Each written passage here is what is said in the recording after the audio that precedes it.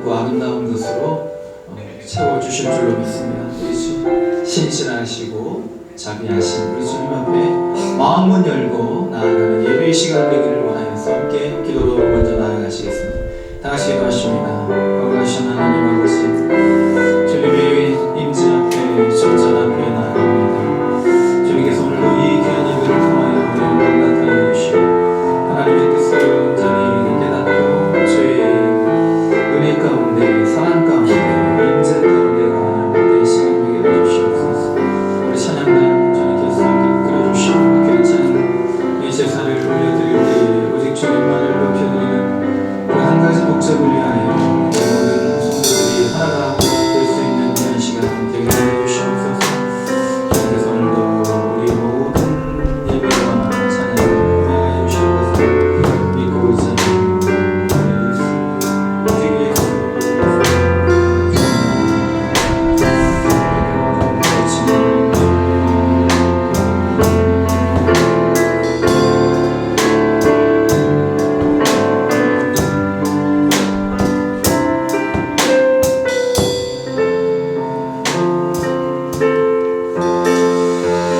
할렐루야. 우리 하나님께서 우리 독생자 예수 그리스도를 날 위하여 이 땅에 보내주시고 우리를 영원한 사망과 또 절망과 죄 가운데에서 구원하여 주신 줄로 믿습니다.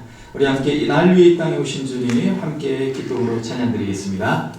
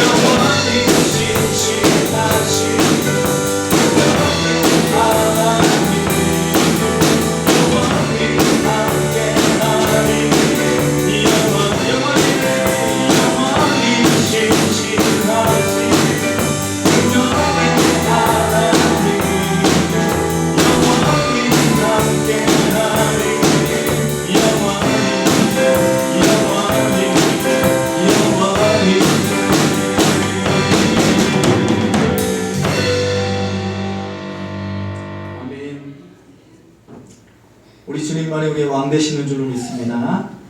우리의 경건은, 우리의 의는 세상 사람들보다 더 나아야 됩니다. 특별히 우리의 모든 경건함과 우리의 의로움이 세상 사람들 보지 않는 곳에서조차도 더 의롭고 경건해야 될 줄로 믿습니다. 아무도 없을 때 우리는 어떠한 사람인지 하나님 앞에서 살아가는 하나님의 그 존전 앞에 늘 서 있는 그러한 우리 모두가 될 수 있기를 원하여서 우리 함께 찬양을 드리도록 하겠습니다. 아무도 없을 때, 아무도 없을 때 정결하게 하소서. 아무도 없을 때 정결하게 하소서. 아무도 없지만 주 하나님 계시네. 하나님 내 안에 계시네. 한번 더. 아무도 없을 때, 아무도 없을 때 정결하게 하소서. 아무도 없을 때 정결하게 하소서. 아무도 없지만 주 하나님 계시네. 하나님 내 안에 계시네. 하나님 앞에서 내려놓게 하소서. 하나님 앞에서 내려놓게 하소서. 하나님 앞에서 내려놓게 하소서. 내 모든 욕심들, 내 헛된 마음 주 앞에 다 내려놓습니다. 하나님 앞에 내가 서 있네. 하나님의 눈이 나를 바라보시네. 하나님 앞에 내가 서 있네. 하나님의 손에 나를 잡고 계신 자기를 한 번씩 아무도 없을 때,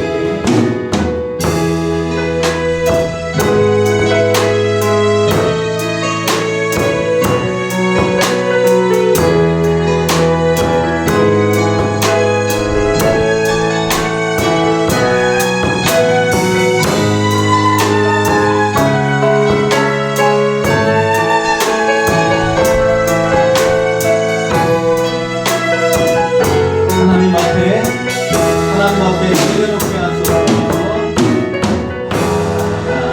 하나님 앞에서 내려놓게 하소서. 하나님 앞에서 내려놓게 하소서. 내 모든 욕심들, 내 헛된 마음들 주 앞에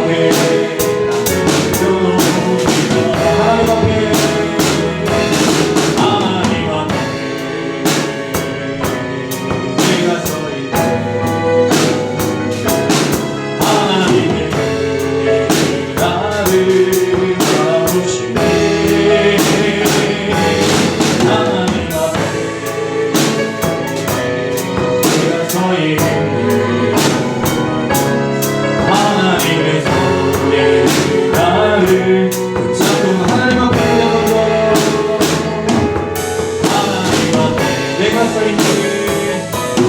내가 서 있네. 하나님의 눈이 나를 바라보시네. 하나님 앞에 내가 서 있네.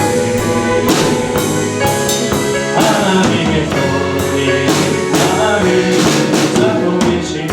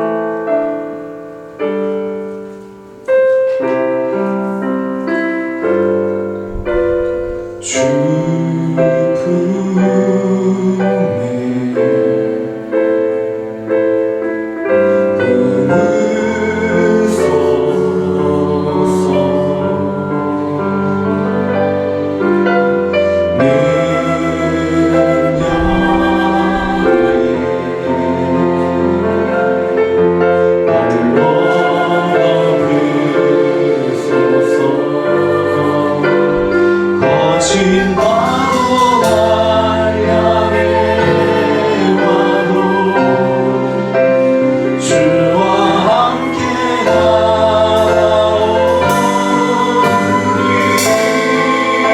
모든 가운데 나의 영혼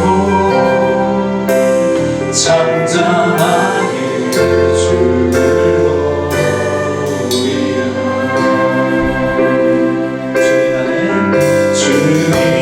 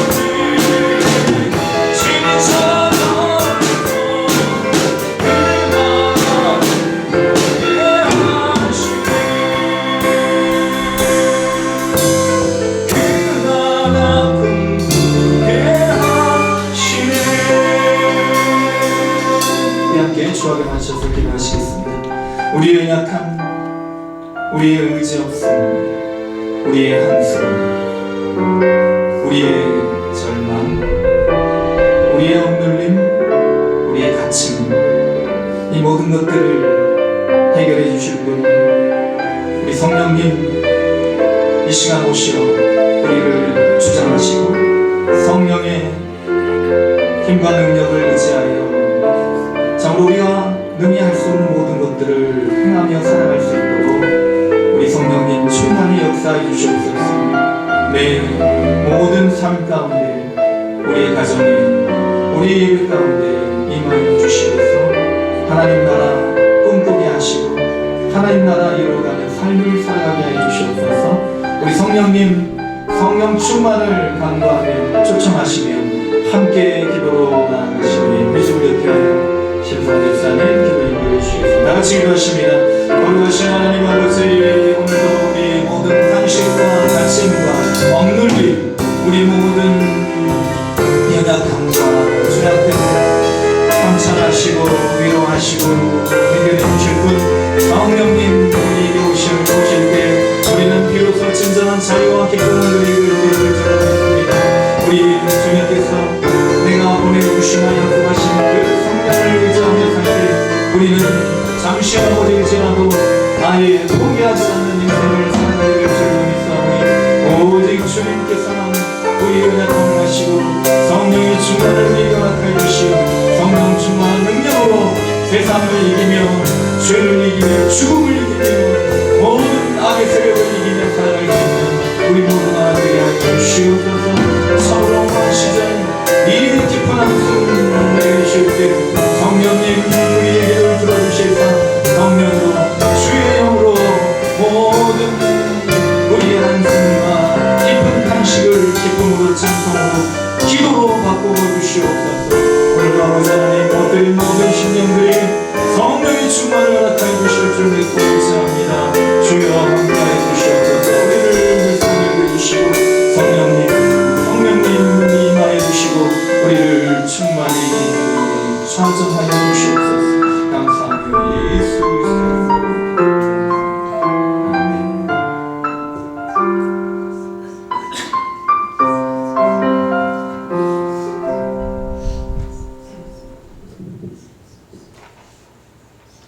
사랑과 은혜가 충만하신 하나님 아버지, 오늘도 저희를 주님의 성전으로 불러주시고 함께 예배하게 하심에 감사와 찬양을 드립니다. 아멘. 매서운 한파와 거센 눈보라가 지나고 따스한 기운이 서서히 우리 곁을 찾아오듯이 우리의 삶 속에도 주님의 은혜가 늘 함께 하시고 주님의 사랑으로 새롭게 회복되게 하심을 감사드립니다.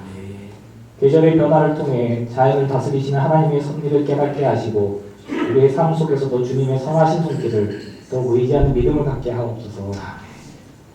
한 주간도 저희를 지켜주시고 주님의 은혜 가운데 살아가게 하셨음을 고백합니다.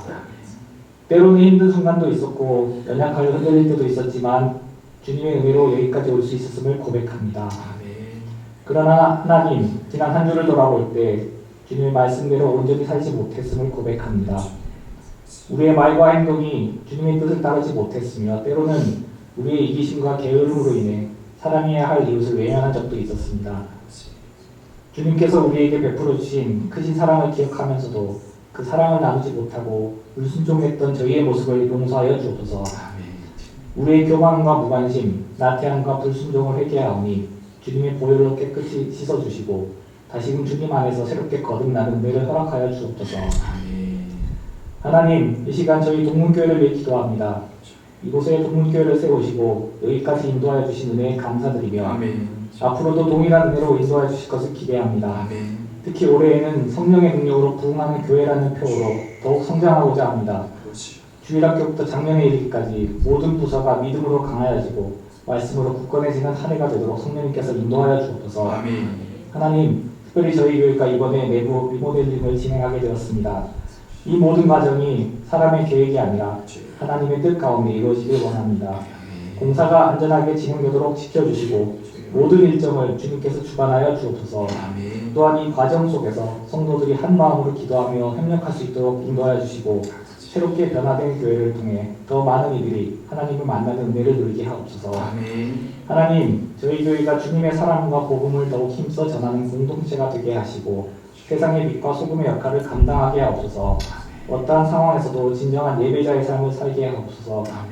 오늘도 예배 자리에 사모함은 마음을 가지고 있으나 질병이나 여러 가지 사정으로 이 자리에 함께하지 못한 성도들을 기억하여 주셔서 동일한 은혜를 허락하여 주옵소서. 아멘. 삶의 무거운 짐을 지고 있는 이들에게 평안과 소망을 더하여 주옵소서. 아멘. 하나님, 이 땅을 위해 간절히 기도합니다. 나라 안팎의 정세가 혼란스럽고 탄핵과 관련된 정치적 갈등으로 인해 국민들이 분열되고 있습니다.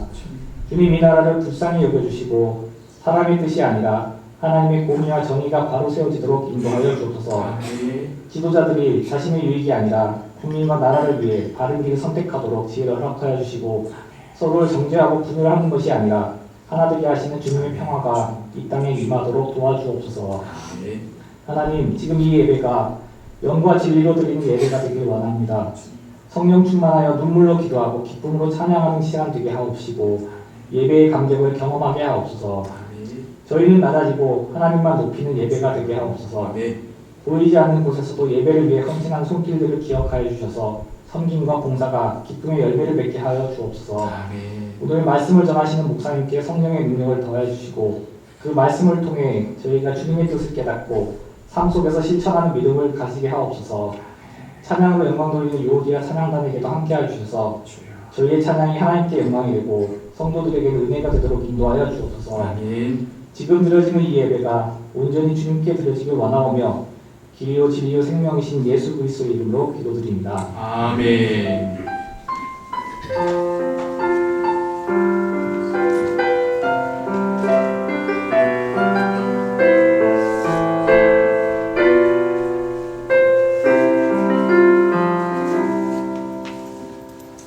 거룩하고 복된 주일 우리가 함께 보실 하나님의 말씀은 창세기 21장 8절로 21절까지의 말씀입니다.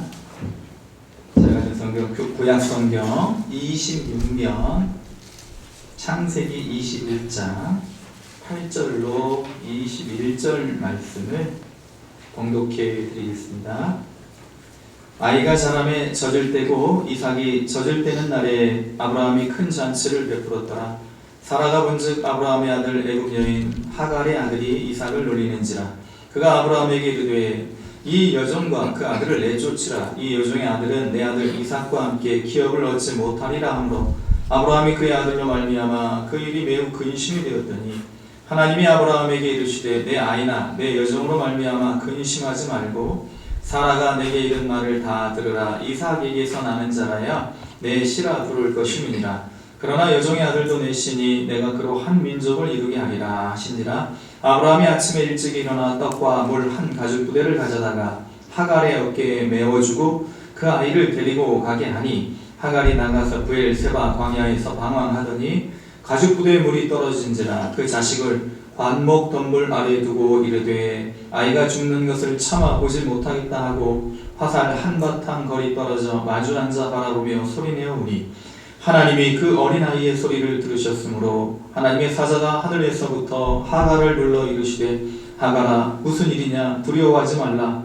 하나님이 저기 있는 아이의 소리를 들으셨나니 일어나 아이를 일으켜 내 손으로 붙들라. 그가 큰 민족을 이루게 하리라 하시니라. 하나님이 하갈의 눈을 밝히셨으므로 샘물을 보고 가서 가죽 부대에 물을 채우다가 그 아이에게 마시게 하였더라.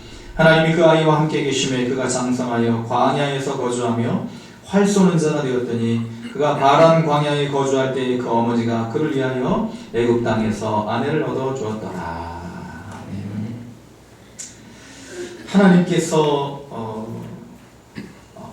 아브라함에게 약속의 말씀을 주시고 가나안 땅으로 들어와서 살게 된 지 14년이 지났을 때에 아브라함에게 16년이 지났을 때에 11년이 지났을 때 아브라함에게 이제 이스마엘이 태어나게 됩니다.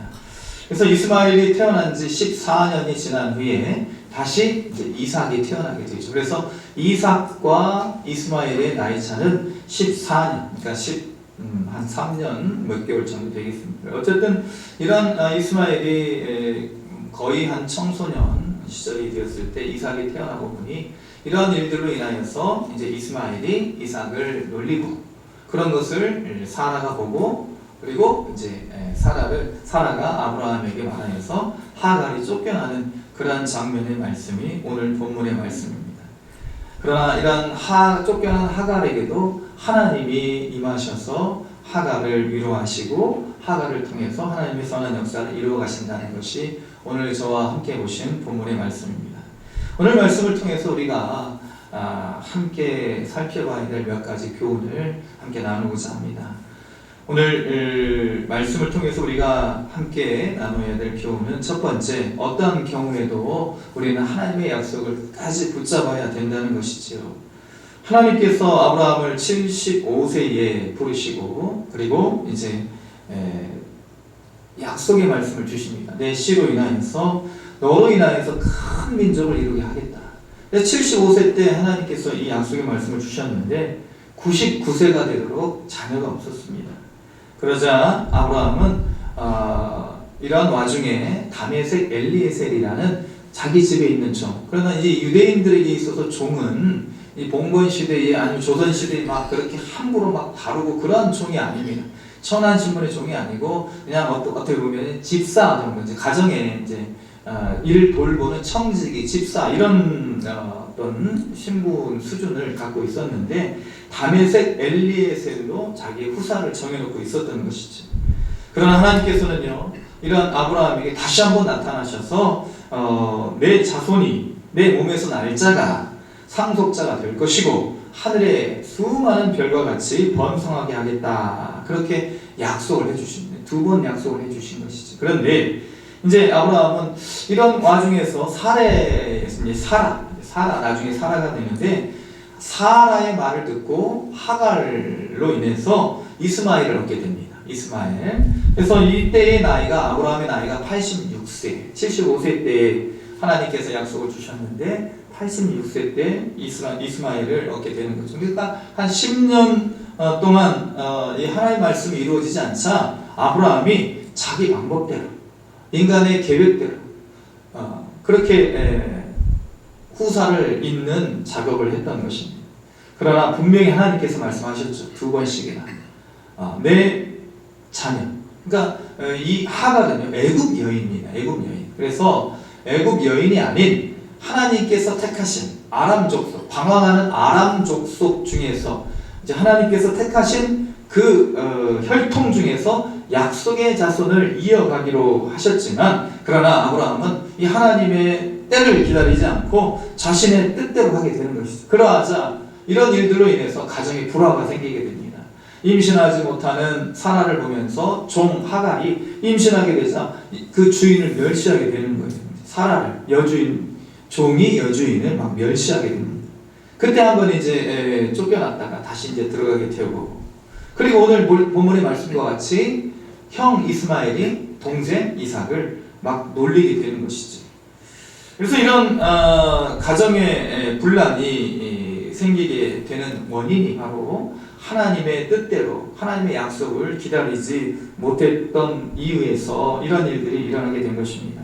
하나님이 2번이나 약속하셨는데 25년이라는 세월이 물론 흐르게 되었지만 이러한 기간을 왜 하나님께서는 기다리게 하셨을까?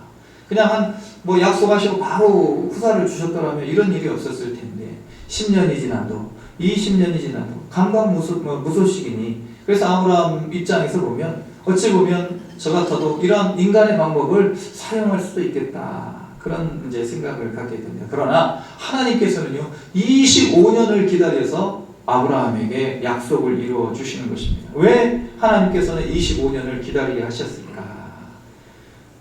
25년이라는 기간을 기다리게 하신 이유는 인간이 할 수 없는 그것을 하나님은 하실 수 있다는 것을 보여주시기 위함입니다. 만약에 그런 약속을 주시고 바로 이런 어떤 아브라함의 이삭이 생겨나게 되었다면 아마도 하나님의 약속이 아닌 자기의 힘으로 이 일이 이루어졌다, 자연적으로 이 일이 이루어졌다, 그렇게 생각할 수도 있을 것입니다. 하나님은요, 우리에게 형통한 삶을 요구하는 것이 아니라 하나님을 의지하고 믿는 삶을 요구하시는 분인 줄로 믿습니다. 하나님 기뻐하시는 것은요, 믿음인 것이죠. 하나님을 의지하고 있는가? 하나님을 전적으로 신뢰하고 있는가? 하나님께서 그 믿음을 보시는 기간이 바로 아브라함에게는 25년일 수도 있고, 우리에게는 우리가 그토록 지루하게 기다리는 시간이 될 수 있다는 것입니다.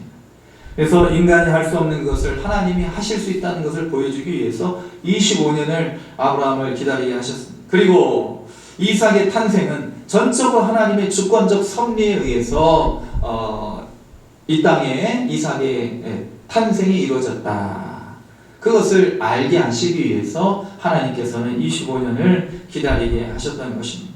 그리고 이제 더 나아가서 오늘 말씀을 보니까 이 하갈이 이제 독립해서 나가야 되잖아요. 더 이상 이제 가정에 있으면 안 되는 거예요.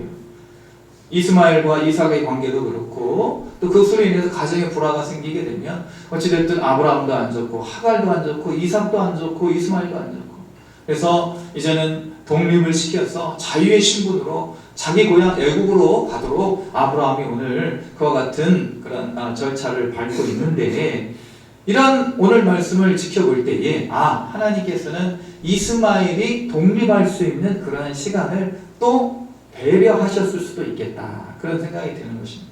하나님이 하시는 일들은요, 우리의 생각과 우리의 지혜를 뛰어넘어 계시는 것입니다. 우리가 아무리 똑똑해도요, 하나님의 그런 미련함에 미치지 못하는 것입니다. 하나님 미련하실 수가 없는데, 그러나 우리가 생각하는 것보다 하나님을 더 깊이 먼저, 그리고 더 가장 좋은 방법으로 모든 일들을 이루어 가시는 줄로 믿습니다. 우리는요, 하나님을 신뢰하는 것이 바로 우리의 바른 믿음의 자세라는 것입니다. 바른 자세라는 것이지. 하나님께서는 이 25년을 통해서 아브라함의 믿음을 보시고, 또 하나님의 주권적 섭리를 선포하시고, 그리고 이스마엘을 배려하는 시간으로 그렇게 활용하셨다는 것입니다. 우리가 기다리지 못할 때, 우리가 조급할 때 믿음 없음을 나타내는 것입니다. 그러니까 믿음 없음은 불신이 아니고 조급함에서 나타나는 것이죠. 이소무화의 황금알을 낳는 거의 아시죠? 다 어렸을 적에 소시적에 다 보셨던 말씀, 이야기입니다. 그래서 황금알을 낳는 어떤 농부가 이제 여러 가지 이제 좀 그 버전이 있더라고요, 보니까. 근데 이제 보니까 농부가 있는데 거의 한 마리가 걸어 들어왔다는 거예요. 그런 거리가 있으면 좋겠어요. 거의 한 마리 들어왔는데 이걸 잡아먹어야 되겠다 하고 이제 제발로 들어온 거위를 갖다가 묶어가지고 기둥에 묶어놨는데 아침에 보니까 거위가 알을 낳았어요. 근데 그 알이 무슨 알? 황금알. 그래서 이 알을 가지고 장터에 가서 팔려고 보니까 이 알이 어디서 났냐고 막 사람들이 그러는 거예요. 지금 한 돈에 얼마예요? 금이? 근데 알이 가지고 가니까 이제 사람들이 그 알을 서로 사겠다고 하는 거예요. 그래서 하루에 하나씩 그렇게 꼭 알 낳는 그 거위 황금알을 가지고 가서 쌀도 사고, 라면이 있었나 모르겠는데 라면도 사고, 채소도 사고, 고기도 사고, 그렇게 이제 사다가 농부가 어떤 마음이 들었어요? 이제 욕심이 생긴 거죠. 야, 하루에 하나씩 이거 참 너무 좀 감질 나는데, 그냥 배를 갈라가지고 한 번에 그냥 싹 해가지고 1억 1,000금을 한번 가져다가 한번 내가 장사를 한번 해봐야 되겠다 하고 거위 배를 싹 가르니까 거위 배 속에 뭐가 있어요? 아무것도 없다는 것입니다. 이게 바로 이소무화에 나오는 황금알을 낳는 거예요. 조급함 때문에, 탐심 때문에 오히려 더 구차해지고 더 망하는 그런 삶에 대한 교훈인 것입니다. 사랑하는 성도 여러분, 하나님께서는요, 우리에게 한꺼번에 하나님의 은혜를 주시지 않습니다. 매일매일 은혜를 주시는 거예요. 이스라엘 백성들에게도 매일매일 만나를 주시고, 단 이스라엘 백성들에게 안식일이 있었을 때에 2배를 주셨습니다. 그래서 하루하루 그 만나를 사람들이 가져다가 하늘로부터 내려오는 그 광야, 아무것도 없는 황량한 곳에서 하나님 내려주시는 그 꿀 섞인 가시와 같은 만나를 사람들이 가져다가 먹으면서 광야 길을 걸어가게 되는데, 어떤 사람들은 욕심이 있어가지고 2배로 그 만나를 갖다가 저장을 하고 보니 그 다음날 어떻게 되어 있는 거예요? 썩어 있는 것입니다. 하나님은요, 그와 같은 만나를 날마다 필요한 것으로 우리에게 주시는 줄로 믿습니다.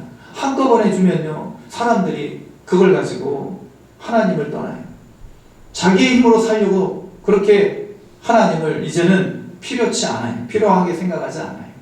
하나님께서는 날마다 우리에게 필요한 은혜를 주시는데 이 필요한 은혜를 우리가 얻기 위해서 조급해하지 말고 하나님 언제 이루어 주실 것입니까?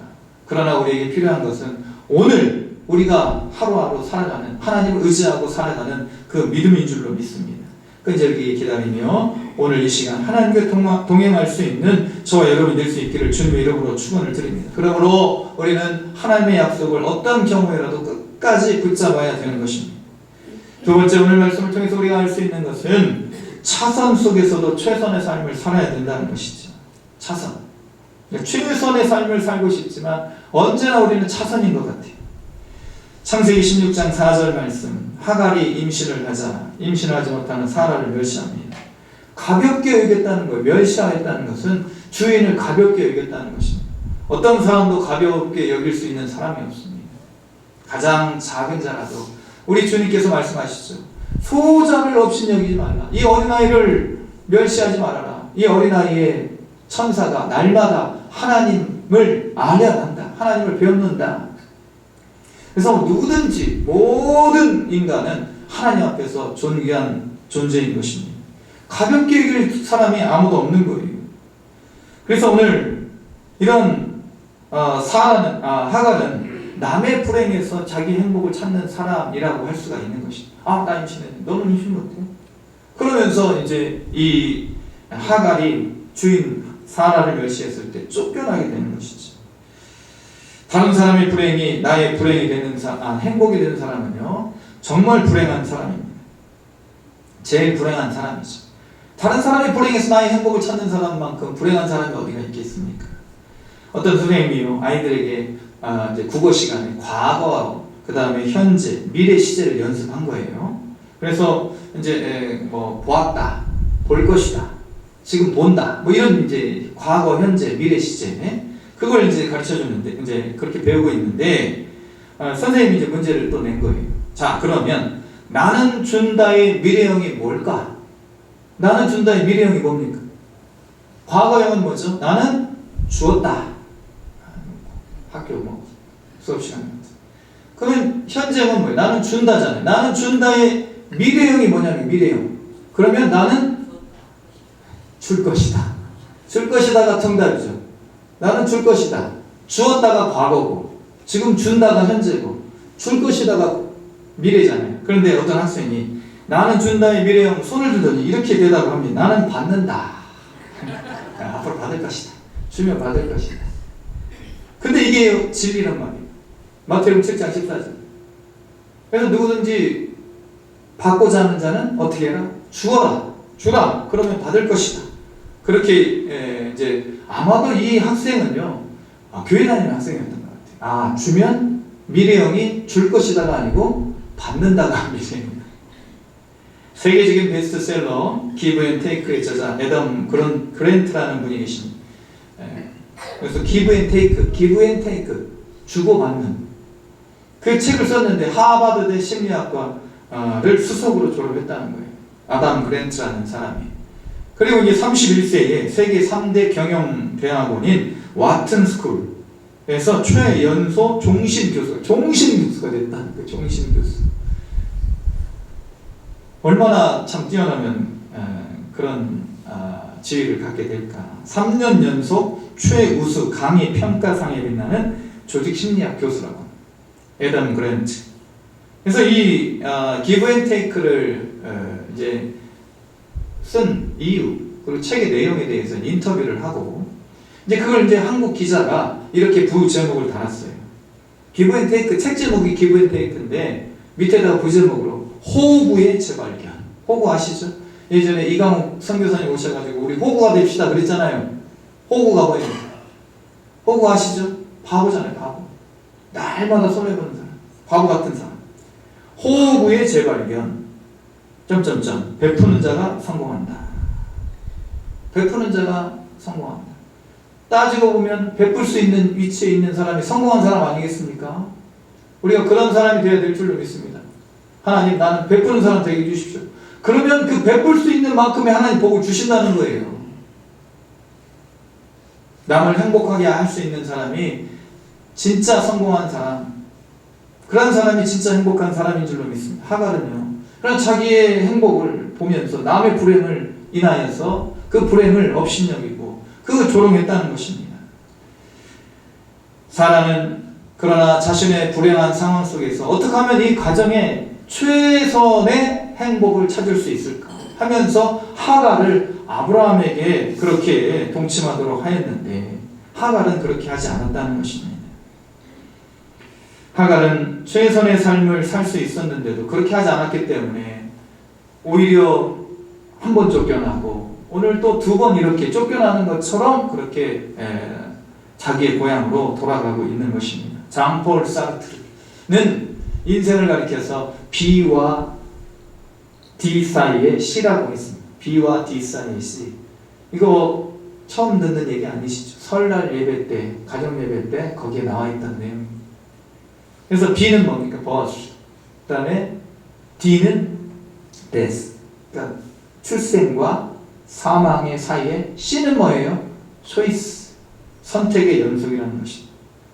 그래서 우리는 끊임없이 선택하는 상황을 맞닥뜨리는데, 우리의 무지, 우리의 욕심 때문에 최선이 아닌 차선을 선택할 때가 가끔 종종 있다는 것입니다. 그러면서 우리는 후회를 하는 거예요. 내가 그때 그것을 선택해야 되는데, 로버트 프로스트의 그 시처럼 내가 이 길을 갔어야 되는데. 그래서 그 회한을 많이 갖고 계시죠? 우리는 그러나 동시에 두 가지 길을 갈 수가 없다는 것입니다. 지금 이 상황이 차선이라 할지라도, 사라와 같이 차선이라 할지라도 이 상황을 최선으로 바꿔가기 위해서 부단히 노력을 해야 됩니다. 그러기 위해서 필요한 것이 바로 하나님을 경외하는 것이죠. 시편 25편 12절 말씀, 여호와를 경외하는 자 누구냐? 그가 택할 길을 그에게 가르치시리로다. 그래서 지금 우리 이 걸어온 길도 역시 이제 우리 하나님께서, 하나님을 의지하고 하나님을 믿고 신뢰하면 하나님께서 이 모든 것들을 또 합력하여 선으로 바꾸어 주실 줄로 믿습니다. 우리는요, 뭐로 가면 서울로 가면 된다, 이 말을 기억하셔야 돼요. 뭐로가 무슨 뜻인가 봤더니 옆으로 비스듬하게 대각선으로, 대각선으로 돌아가더라도 어디로만 가면 되는 거예요? 서울로만 가면 되는 것입니다. 우리가 비록 최선의 길을 살지 못하고 차선의 길을 선택하고 또 선택하고 살아왔을지라도 하나님 나라 그 길을 우리가 걸어가기만 한다면 우리는 성공하는 사람이 되는 것입니다. 사랑하는 성도 여러분, 하갈이 사라를 멸시한 것은 자신의 처지에 대한 깊은 회한 때문일 수도 있다는 거죠. 나는 왜 여주인으로 태어나지 않았을까? 나는 왜 애국 고향에서 떠나와 남의 집에서 종살이를 하고 있는가?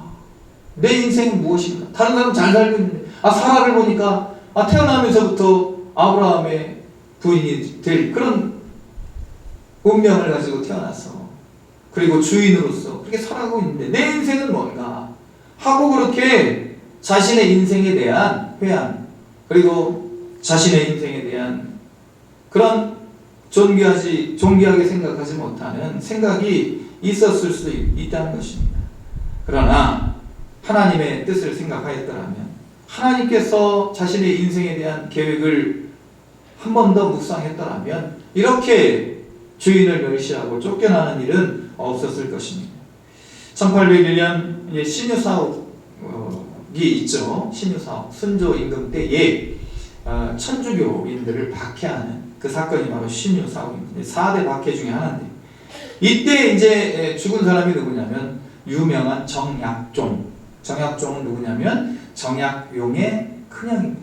삼형제 중에 큰형이 참선을 한 천주교, 하나님을 믿는 이유. 그리고 정약전과 정약용은 유배를 가게 되죠. 정약전은 저 흑산도로 가고 정약용은 강진으로 가게 돼요. 그래서 이런 집안이 풍비박산나는 평지풍파가 있는 그런 상황이 되고 말았습니다. 그래서 이 정약전과 정약용은 그러나 이런 상황 속에서도 자신이 할 수 있는 일들을 찾았다는 거예요. 흑산도로 유배를 간 정약전은 흑산도를 검을 흑자를 쓰지 않고 검을 자자를 써서 자산이라고 불렀다는 거예요. 이게 흑자와 자자는 똑같이 이제 검을 그런 검다라는 뜻인데, 그래서 이제 흑이라는 것은 너무 깜깜한 상황인 거예요. 빛이 들어오지 않는, 아예 빛이 없는 그런 상황. 그래서 깜깜할지라도 자자를 쓰죠. 이 자자는 조금이나마 빛이 들어오는 그런 상태를 가리킨다고 해요. 그래서 나는 이런 암담한 상황일지라도 이런 유배지에서 내가 할 수 있는 일을 찾아보자. 그래서 우리가 잘 아시는 자산어고를 쓰게 되죠. 자산어고.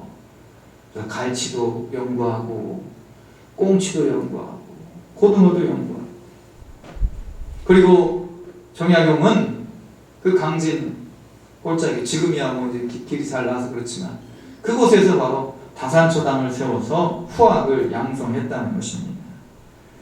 어떻게 보면 우리 인생의 최선의 길은 별로 없을 수도 있어요. 최선의 길을 우리가 잘 선택하지 못하고 있기 때문에. 그러나 우리는 이러한 최선의 길을 걸어가지 못한다 할지라도 아쉬움과 미련 대신에 하나님께서 오늘 우리에게 주시는, 내게 남겨준 그 길을 걸어가면서 감사와 탄성으로 우리의 길을 바꿔가는 복된 삶이 되어야 될 줄로 믿습니다. 그러기 위해서 앞서 말씀드린 이 감사와 탄성, 이 늘 끊이지 않는 삶을 살기 위해서 필요한 것이 뭐냐? 여호와를 경외하는 것이라는 것이죠. 시편 25편 12절 다시 한번 읽어드리면, 여호와를 경외하는 자 누구냐? 그가 택할 길을 그에게 가르치시리로다. 하나님 우리 만드신 설계자. 그래서 이 설계자가 우리를 가장 좋은 길로 인도해 주실 줄로 믿습니다. 그래서 차선의 삶을 살아간다 생각할지라도 우리는 그 가운데서도 최선의 삶을 살아가기 위해서 하나님을 경외하는 저와 여러분이 되시기를 주님의 이름으로 축원을 드립니다. 마지막으로 하나님께서는요, 연약한 자, 소외된 자를 외면치 않으십니다. 하갈은 광야에서 길을 잃고 방황하다가 아브라함이 어깨에 메어준 떡 한 덩이, 그리고 물 한 가죽 부대를 다 소진했습니다. 그런데 이 광야길은 더 이상 이 끝이 보이지 않는 거예요. 그래서 희망이 보이지 않습니다. 오늘 말씀과 같이 하갈은 관목덩을, 떨기나무라고 되어 있어요. 사막의 떨기나무는요, 그늘이 얼마 되지 않아요. 근데 이스마엘이 거기에 눕히는 것입니다. 그리고 이 이스마엘이 죽어가는 것을 참아보지 못하여서 화살을 쏘아서 도달할 수 있는 거리만큼 떨어져서 아이를 보면서 방성되고 가는 것입니다. 통곡을 하는 거예요. 하나님, 어찌하면 좋습니까? 그럴 때 하나님께서는 아이의 소리를 들으십니다. 그러니까 하갈만 운 것이 아니고 이스마엘도 우는 거예요.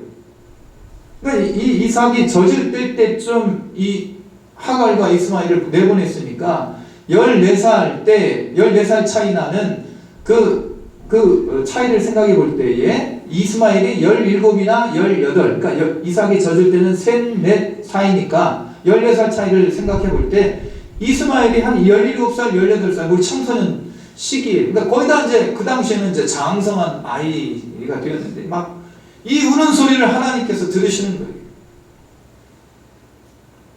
그러면서 하나님께서 이 하갈에게 내려오십니다. 하갈을 위로해 주십니다.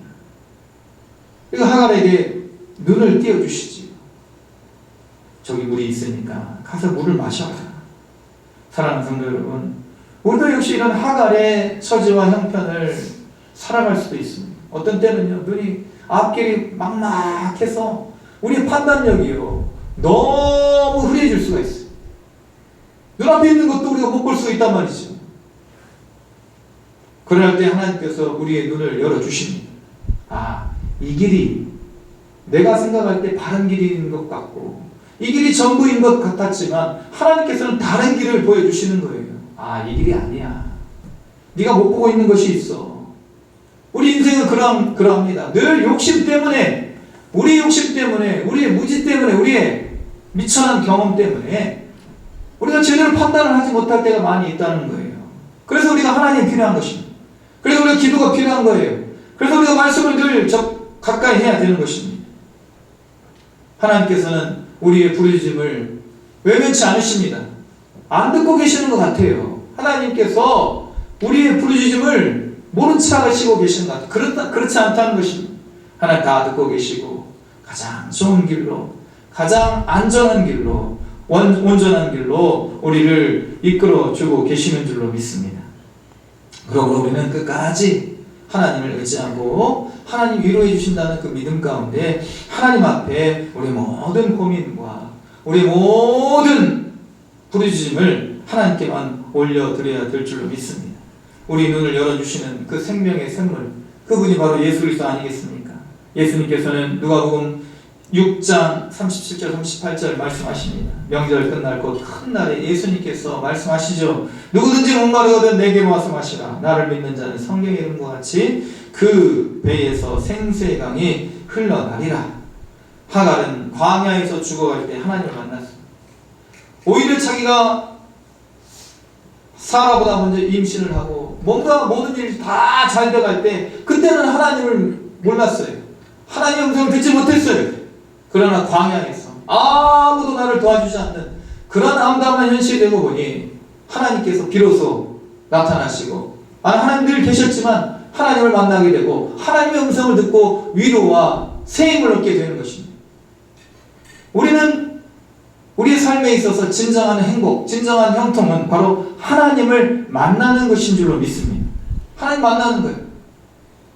일이 어려워서 또 막막해서 그럴 때 세상 사람들은 실패했다고 좌절하고 그렇게 주저앉아 있을지라도 우리는 그 상황 속에서 하나님을 만나게 되면 이 상황이야말로 형통이라는 것입니다. 우리는 하나님을 만나면 모든 것이 다 끝이 나는 것입니다. 우리 복음성가 하나님을 만나면 끝난 것이다. 한번 우리 같이 부르시고 말씀을 마치고자 합니다.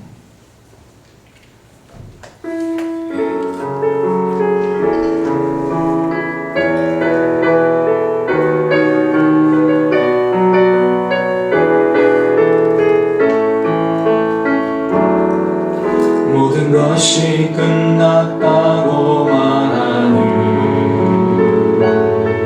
사람들의 말을 듣지 말아라.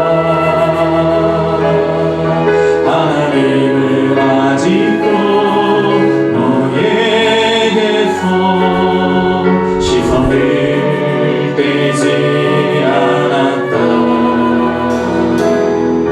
세상에서 답을 찾지 마라.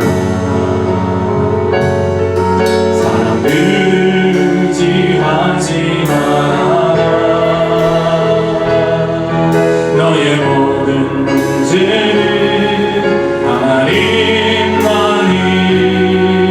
해결할 수가 있다. 기도를 쉬지 마라. 찬양을 멈추지 마라. 하나님이 너를 주목하고 있다. 예배에 지지 마라. 말씀을 붙잡아라. 하나님을 만나면 끝난 것이다. 우리 한번 모든 것이 끝났다고, 모든 것이 끝났다고 말하는 사람들의 말을 듣지 마라. 하나님은 아직도 너에게서 시선을 떼지 않았다. 세상에서 답을 찾지 마라. 사람들을 의지하지 마라. 너의 모든 문제는 하나님만이 해결할 수가 있다. 기도를 쉬지 마라. 기도를 쉬지 마라. 찬양을 멈추지 마라. 하나님이 너를 주목하고 있다. 예배에 집중하라. 말씀을 붙잡아라. 하나님을 만나면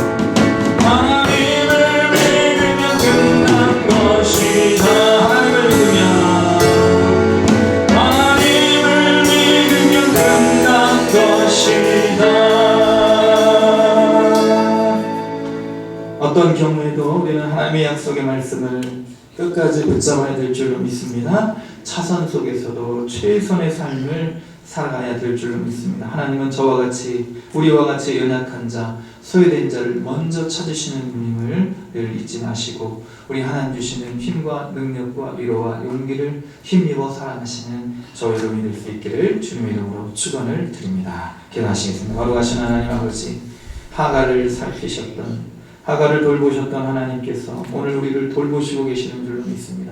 이방 여인, 실수와 실패로 점철되었던 이 여인을 만나셨던 하나님, 위로하셨던 하나님, 오늘 우리의 삶 속에서 늘 우리와 함께 하시고 우리를 또한 위로하시고 힘주시고 계시는 줄로 믿사오니, 신실하신 하나님 늘 믿음 가운데 붙잡고 우리 하나님 주시는 지혜와 총명으로 이 땅에 남은 생애를 후회하지 않고 미련두지 않고 살아가는 복된 인생 되게 인도하여 주시옵소서. 우리의 모든 연약함을 감찰하시고 우리를 도우시고 우리와 같이 연약한 인생이 되셔서 십자가에 죽으시기까지 우리를 사랑하신 예수님의 이름으로 기도드립니다.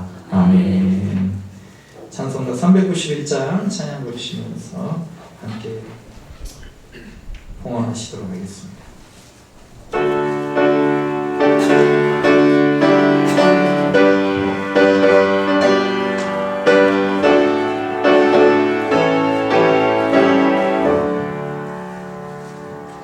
오 놀라운 그새 주 예수 내 주 참 능력이 주시도다.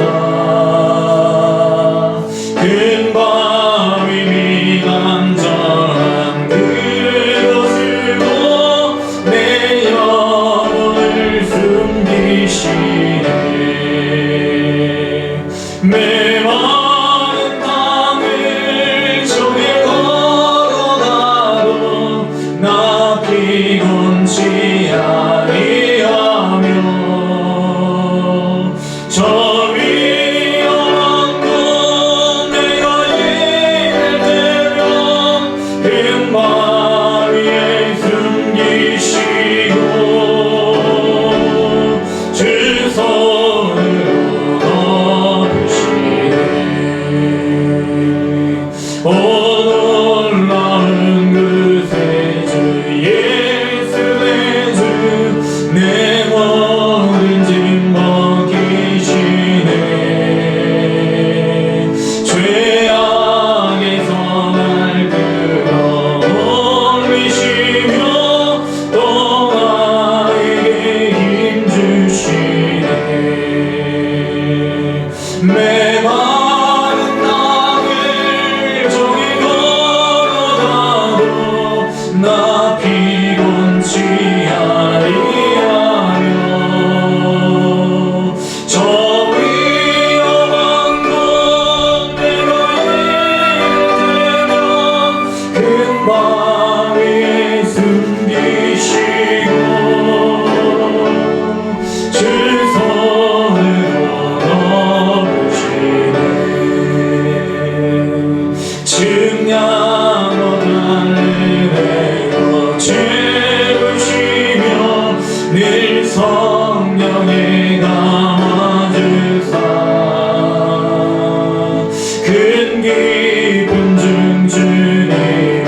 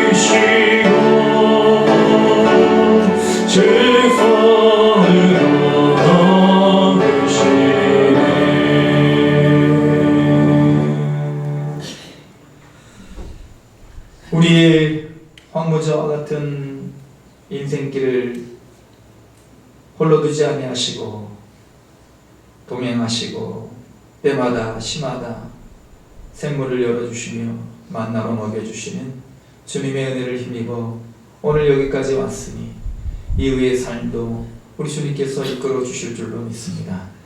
늘 소외되고 연약한 자를 더 먼저 살피시고 그 부르짖음을 들으시는 주님의 긍휼하심을 힘입어 오늘도 우리가 예배 자리에 나와 주님께 예배와 경배와 우리의 마음의 정성을 올려드리오니 모든 것 흠양하여 주시고 주의 영광과 하나님 나라 확장을 위하여 우리의 삶이 사용되는 복된 인생, 형통한 삶을 살아가도록 은총 베풀어 주시옵소서. 주님의 것을 주님의 것으로 인정하며 주께 드리는 예물을 흠양하여 주시고 교회를 위하여 드리는 모든 예물 이 몸된 제단에 양약과 같이 쓰여 하나님의 영광을 위하여 성령으로 부흥하는 귀한 밑거름이 될 수 있도록 하나님이 거룩한 예물에 기름 부어주시고 친히 사용하여 주시옵소서. 리모델링 통하여 모든 영광 받으시옵소서. 아들집 무탈 없이 잘 다녀오게 하심을 감사를 드립니다. 범사에 감사합니다. 우리 주님 앞에 드리는 모든 감사의 고백과 기도를 주님 받아주시고 더 큰 감사와 더 큰 기쁨을 우리 모든 주의 백성들에게 허락하여 주시옵소서. 우리 모든 것 되신 예수님의 이름으로 기도드립니다. 아멘. 교회 소식 말씀드리겠습니다. 주보 뒷면을 참조해 주시기 바랍니다. 예배를 사랑하시고 적극적으로 참여해 주시기 바랍니다. 다음 주 일부 예배도 찬양 예배를 드립니다. 피택 항전직 교육 오늘 오후에 있습니다. 남성교회 정기 모임이 2부 예배 후에 있습니다. 교회 내부 수리 리모델링 공사를 위해서 기도해 주시기 바랍니다. 열심히 리모델링 했는데 이 공사로 인해서 뭔가 자꾸 불협화음이 생기고 상처가 생기면 안 되겠죠. 오늘 어제 우리 온풍기, 이제 여름에는 냉풍기, 그래서 냉온풍기가 어제 저녁까지 공사를 해서 설치가 됐습니다. 그래서 따뜻하시죠? 그러고 보니까 뭐가 와요? 성령님이 오셔야 되는데 괜찮습니다. 교회는 집이에요. 하나님 집이니까. 집은 뭐 하는 거예요? 뭐 하는 곳이냐면 밥 먹고 잠자는 곳이죠. 그래서 괜찮아요. 상관없습니다. 그래서 근데 이제 추울 때는 이 잡님이 안 오셨는데 근데 오늘 뭐 그런 분 한 분도 안 계셨습니다만 어찌됐든 이런 지금 이제 시작했고 이제 앞에 강당 공사 그리고 음향, 영상 이 좀 더 큰 공사가 남아 있습니다. 위하여서 기도해 주시기를 부탁드리겠습니다. 온라인 예배 참조해 주시고 전도인 쓰시길 바라며 2부 예배위원들 기도로 준비해 주시기 바랍니다. 1부 예배 마치고 예찬에 시간이 되면 하고 아니면 다음 주로 이렇게 또 옮기도록 하겠습니다. 교회 청소. 우리 신임섭 성도님, 우리 세 가족이 수요일 날 오셨어요. 수요일 날. 울천에서 짜장면집 하시는 분인데 전은숙 집사님이 인도하셔가지고 신임섭 성도님 수요일 날 오셨어요. 그래서 오늘 안 보이시는데 수요일 날도 이렇게 세 가족이 오신다. 부흥하고 있죠? 수요일 날도 오셔야 되겠죠? 우리 옆에 계신 분들, 앞뒤에 계신 분들 바라보시며 성도 인사 나누겠습니다. 하나님 당신은 사랑하십니다. 사랑하십니다. 사랑하십니다. 사랑하십니다.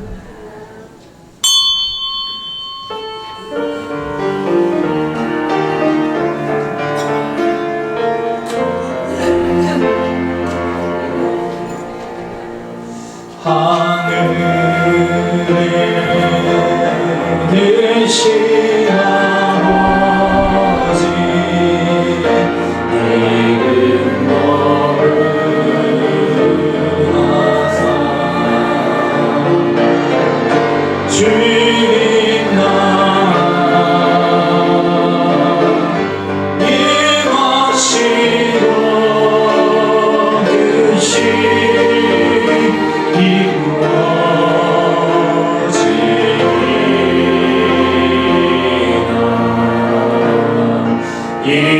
일용할 양식 주시고 우리들의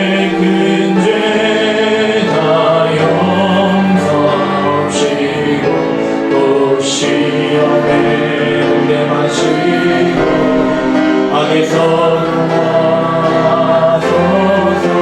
내게 주의 나라 주의 권세 주의 영광 영원히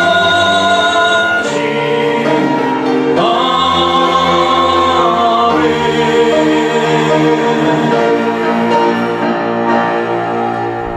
이제는 우리 주 예수 그리스도의 크신 은혜와 하나님 아버지의 극진하신 사랑하심과 성령님의 감동 감화 충만 교통하시는 역사가 하가를 살피시고 돌보시는 하나님, 그 하나님을 나의 하나님으로 모시고 어떠한 형편에서든지 끝까지 신뢰하고 하나님의 주시는 힘과 능력, 지혜와 또 하나님의 권능으로 이 땅을 최선으로 살아가기를 다짐하며 오늘 저 앞에 엎드려 예배를 올려드린 사랑하는 주의 백성들, 그 모든 삶의 자리 위에 이후에 이끌어 주실 이 땅에서의 인생길 위에 가정과 자녀손들 위에 이 민족 위에 고통받는 열방의 백성들 위에 지금부터 영원토록 함께 계시기를 간절히 축원하옵나이다. 아멘.